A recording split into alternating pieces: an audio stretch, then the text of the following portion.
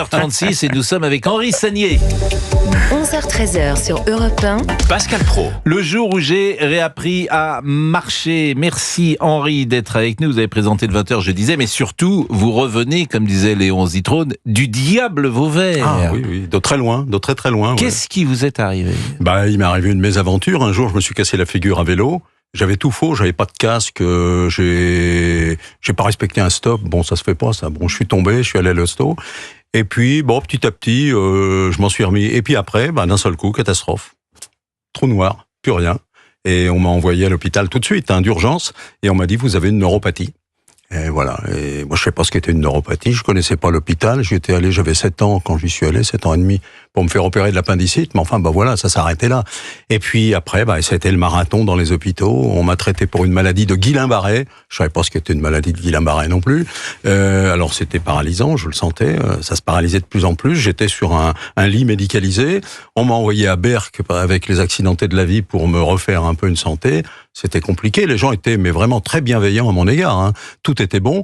Et puis après, on m'a dit, ils ont été sympas à Amiens. Ils m'ont dit non, allez, ils ont fait preuve d'humilité. On trouve pas, on va vous envoyer à Paris, à la Pitié-Salpêtrière. Et là, on m'a trouvé une maladie qui s'appelle la polyradiculonévrite chronique. Alors là, c'est du rail, parce que pour polyradiculonévrite, moi je veux bien, mais chronique, c'est plus dur. Ça veut dire qu'elle revient à tout moment. Et on se sent bien. Par exemple, aujourd'hui, je me sens à peu près bien. Un peu lourd dans les jambes, mais ça peut revenir demain ou après-demain, quoi. Alors il y a toujours l'épée de Damoclès au-dessus de la tête. C'est arrivé quand ?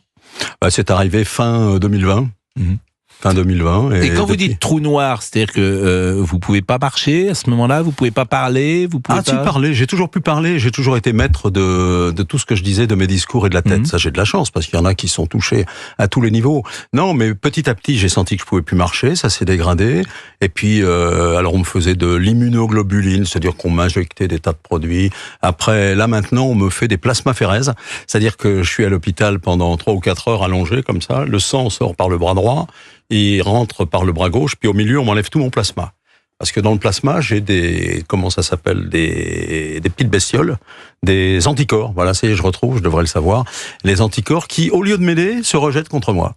C'est le problème des maladies auto-immunes. Quelle est la part du moral dans le fait que vous alliez mieux aujourd'hui ? Mais il est capital. Si vous perdez le moral tout de suite, c'est râpé. Moi, au départ, je me suis dit, en télé, on se regarde toujours dans la glace, on se recoiffe, on voit si on est maquillé, si on est bien, on se sent bien et tout. Non, là, je me suis regardé dans la glace, j'étais verdâtre et j'avais perdu 14 kilos. Alors là, si on n'a pas le moral, je peux vous dire, c'est cuit. On est au cimetière directement. Donc, je me suis mis à fantasmer. Je me suis mis à repenser à tous les moments sympas de ma vie. Mon premier 20h, le jour de mon anniversaire avec Alain Delon. Des directs plutôt sympas sur le mur de Berlin. Des directs aux États-Unis. Des directs sur le Tour de France. Enfin, des tas de choses comme ça. Mais je me suis dit, attends, t'as fait des trucs qui sont sympas. T'as foiré aussi certaines autres choses, ça m'est arrivé comme tout le monde, mais il y a encore devant la possibilité de faire des trucs. Et de faire le tour du monde, de faire des tas de choses comme ça. Et dans ce livre, il y a ces rencontres parfois et ces témoignages. Et que dire aussi de ma rencontre avec l'idole de ma jeunesse, Johnny Hallyday. C'était complètement inimaginable d'être en sa présence sur le plateau du 20h. Quand j'étais stagiaire à mes débuts et que je suis arrivé à Paris, j'essayais d'aller dans toutes ces émissions auxquelles l'idole des jeunes participait, sur Europe 1 notamment. Europe Midi, je venais dans tous les Europe Midi pour croiser Johnny quand il était là. Et il me dédicaçait toujours le truc. Et pourquoi j'allais sur Europe, je vais vous le dire, c'est une anecdote. À 5 ans, mon instituteur me dit « Qu'est-ce qui vous a frappé cette année, Henri ?»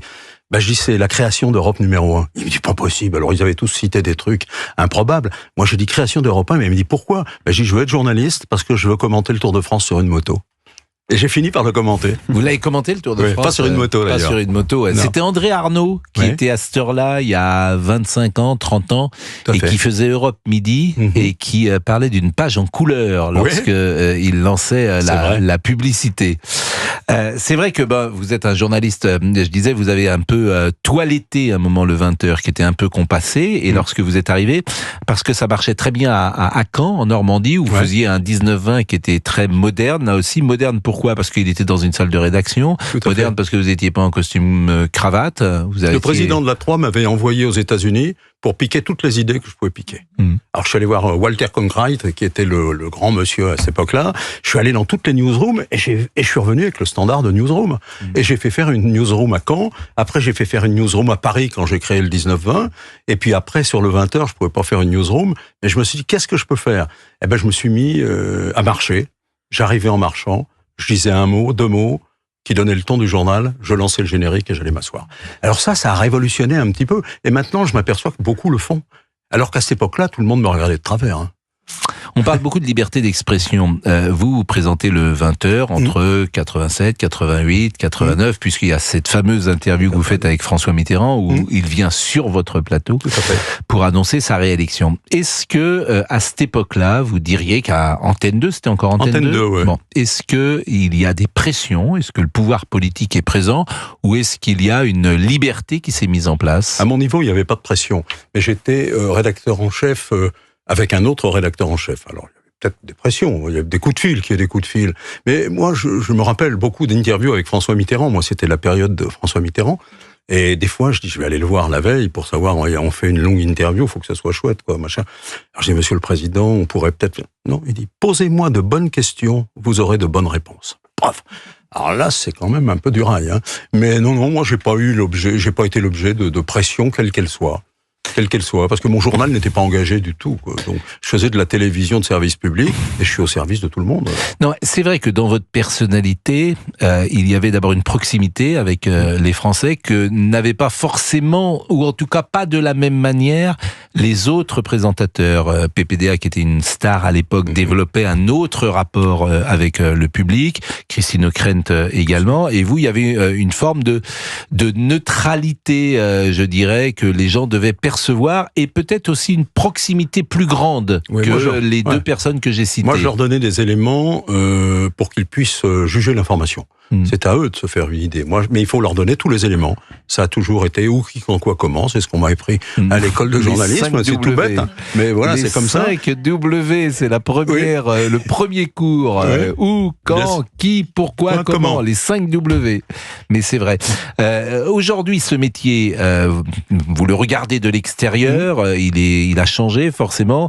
Moi-même, je fais souvent le matin, je peux pas conseiller à un jeune journaliste de faire ce que je fais parce que c'est incarné, c'est engagé, c'est parfois de parti pris. Donc, c'est affirmé. Oui, mais un jeune journaliste. Alors, ça veut pas dire militant de parti pris. Ça veut dire que parfois on peut se retrouver d'un camp et puis parfois d'un autre camp, mais c'est une façon de donner son avis. C'est vrai que le métier a un peu changé. On voit bien C8 qui va arrêter. On a le sentiment quand même que certains sujets, on ne peut pas les aborder, on ne peut plus les aborder. Le Covid, par exemple, c'était un sujet intéressant. Il y avait une sorte de pensée commune. Le climat, il y a une pensée commune. Il y a comme ça certains sujets qui sont extrêmement difficiles à traiter. Quel regard vous portez sur le journalisme d'aujourd'hui? Les pensées communes, moi, honnêtement, je m'en fous un peu, parce que je vois très bien quelles sont les pensées communes. Je vois très bien quelles sont les attributions de chacun. Même politiquement parlant, on sent toujours telle ou telle chose. Moi, j'allais puiser toute ma réflexion à la campagne. Et moi, je rentrais tous les week-ends à la campagne, sauf quand je faisais le journal le week-end, ce qui m'est pas arrivé souvent. Et j'entendais un autre son de cloche. J'entendais autre chose. Les gens ne me parlaient pas de la même chose à la campagne qu'à Paris. À Paris, on accorde de l'importance à une petite phrase. Attendez, une petite phrase, c'est quoi une petite phrase? Dès qu'on sait bien écrire, on fait une petite phrase.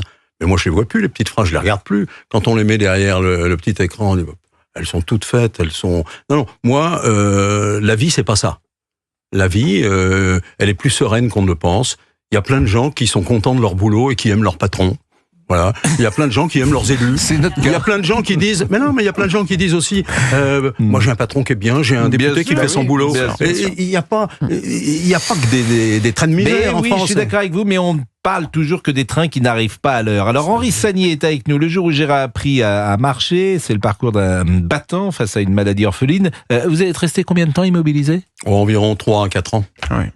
Immobilisé complètement. C'est-à-dire, j'étais au début, j'étais un légume, j'étais sur un lit médicalisé, que j'avais réinstallé chez moi dans la salle à manger. Vous voyez, c'est pas quand même terrible. Et vous étiez dans quel état? Vous étiez insupportable pour votre épouse? C'était difficilement supportable pour la famille. Mais vous étiez vous-même plutôt un un malade, il y a des bons et des mauvais malades, j'étais ou un vous mauvais étiez malade, insupportable? comme tous les malades, on est insupportable. Moi, ma femme a failli faire une déprime parce que c'est elle qui était aidante, c'est elle qui faisait tout le boulot à la maison. Hein, et moi, je m'en rendais pas compte. Et elle a écrit un petit truc dans mon bouquin, là, bravo. Et là, je lui dis respect, parce que si je l'avais pas eu, je pense que là, j'étais vraiment dans le mur, comme on le disait. Et c'est quoi l'avenir, aujourd'hui, pour cette maladie? Vous disiez tout à l'heure, ça peut revenir d'un moment à l'autre, demain, par exemple? Ah oui, ça peut revenir, mais j'y pense pas. Non, je n'y pense pas. Je marche le long de la plage, je cours, non, je gambade, je refais un peu de vélo, j'ai essayé de faire du ski, là, ça n'a pas marché, parce que j'étais quand même pas trop sur mes... Faites attention à vous quand même. Mais l'avenir, c'est de revivre. Ouais, je refais du VTT un petit peu, sans faire de folie, je fais pas de course. Mais non, l'avenir, c'est de vivre, c'est de pas baisser les bras, c'est d'être un battant, c'est d'être positif. Voilà, moi, je me dis ça tous les jours, et je le dis à tous ceux qui m'écrivent. Et c'est pour ça que j'ai fait ce bouquin. Je leur dis, soyez positifs. Moi, j'en vois plein dans les hôpitaux. On me dit, allez les voir, dites-leur quelque chose. Mais je leur dis, mais regardez, moi, il y a 3 mois, je ne marchais pas, je sais pas ce qu'était. J'avais une béquille et tout. Maintenant, regardez, je cours, je marche, je mange, je revis, je vais au cinéma, je vais au théâtre. Ils en viennent. Ben, ça donne du peps à tous ces gens-là. Voilà, mon livre, il est fait pour ça. Je suis éternellement optimiste. On va dire, oui, il est trop optimiste, ce mec. Mais non, moi, je suis comme ça dans la vie, et j'aimerais que des tas de gens soient comme moi. Avant 2020, par exemple, vous considériez que la vie avait toujours été douce pour vous? Oui, tout à fait. Douce, c'est parfois difficile. Moi, c'était un martyr d'attendre l'audimat tous les matins. Hein. Je disais, oh là, on n'a pas été bon, là, on a été bon. Qu'est-ce qu'il faut qu'on fasse? À telle minute. Parce qu'on poussait, à telle minute, on s'est gouré. Ce reportage-là, il fallait pas le passer. Bon. Alors, on se remettait en question, et le lendemain, l'audimat était meilleur. Bref, on était heureux. Et on rebondissait. Ouais, on avait des trucs comme ça. Et puis, la chaleur du public, le courrier. Quand on reçoit plus de courrier et qu'il n'y a pas de mail, c'est que c'est pas bon. C'est qu'il n'y a pas d'adhésion du public. Non, mais c'est évident. C'est évident. On a beau dire, moi, je suis le meilleur, se taper sur le ventre, dire, j'ai fait la meilleure émission, c'est fabuleux. S'il n'y a pas de téléspectateurs ou d'auditeurs, ça vaut quoi? Ça vaut que dalle. Moi, il y a quelque chose que j'aime beaucoup aussi dans ce livre, c'est les photos qui sont... C'est toujours d'ailleurs passionnant. Quand on achète un livre, on aime bien voir le cahier photo. Alors, on voit effectivement que vous étiez avec tout le sport, parce qu'après vous avez fait tout le sport, au RTF Picardie avec Jean-Pierre Pernaut et alors Éric Piolle. Éric Piolet. Voilà. Non, c'est pas Éric Piolle. Voilà, c'est Piolet. Voilà. C'est un copain que je salue d'ailleurs. Exactement, mais c'est pour ça que ce nom m'a amusé. Puis on vous voit avec votre père. Je ne sais pas ce qu'il faisait d'ailleurs, votre père. Papa était représentant de commerce, et puis il travaillait sur les Champs-Élysées. C'est là qu'il a rencontré ma mère à la banque. Et puis il est parti à la campagne. Et il m'a emmené, moi je suis né à Puteaux, et il m'a emmené à la campagne, j'avais 1 an et demi. Et alors on vous voit, plutôt beau garçon, petite terre en Guadeloupe, on vous voit également au large de Sainte-Rose, faisant du sport sur un jet ski, souvenir également au sommet de l'Alpe d'Huez, et puis on vous voit en famille, cette belle famille qui a été autour de vous et qui a été décisive, évidemment, dans votre rétablissement. Ah ben sans la famille, je serais sans doute pas là. Moi j'ai la chance d'avoir une femme qui m'a toujours soutenu, qui faisait un peu la gueule, on s'engueule, c'est comme dans tous les ménages, mais là, ça a resserré un petit peu les liens. J'ai mes petits-enfants. J'ai eu des petits-enfants, j'avais plus de 70 ans, moi, vous vous rendez compte? Et mes petits-enfants, ils ont 2, 4, 5, 6 ans. Et ils étaient autour de moi, et j'étais le papy qui ne savait pas marcher, parce qu'ils ne m'avaient jamais vu marcher. Et du jour au lendemain, quand ils m'ont vu marcher, ils m'ont applaudi. Alors là, j'ai craqué. Ouais. C'était le plus beau jour de ma vie. Écoutez, merci beaucoup, Henri Sagnier. Vous avez des amis dans le métier? Oui, beaucoup. Oui. Oui, parce que moi, tout ce qu'on dit sur l'audiovisuel et tout, moi, j'ai que des copains. Et des ennemis? Des ennemis, peut-être. Non, mais je crois pas. Non, pas trop, parce que moi, j'ai embauché beaucoup de gens qui sont au plus haut niveau maintenant. Ah oui. Donc ils m'en veulent pas. Ah bah oui. Ce sont des gens. Ils m'en veulent pas. Ils m'aimaient bien, et moi je les ai embauchés parce que je les aimais bien. Par exemple, ça c'est le rôle que nous on a avec la jeune génération. Par exemple, le jeune homme que vous avez en face de vous, Olivier Guénec. Bon, on l'a connu au Standard. Et puis, dans quelques années, on sera dans une maison, peut-être pas de retraite, mais dans une maison en retraite. Et puis, on l'écoutera, on le regardera, on dira... Quel chemin il a parcouru. Et c'est formidable parce que je suis tellement content et tellement fier de ce qu'il est devenu. Et ces gens-là, ils sont super sympas. Moi, ils m'appellent. Et grâce à eux, j'ai tenu. Donc, il est 12h50. Henri Sagnier était avec nous. On l'embrasse. On le remercie. À tout de suite.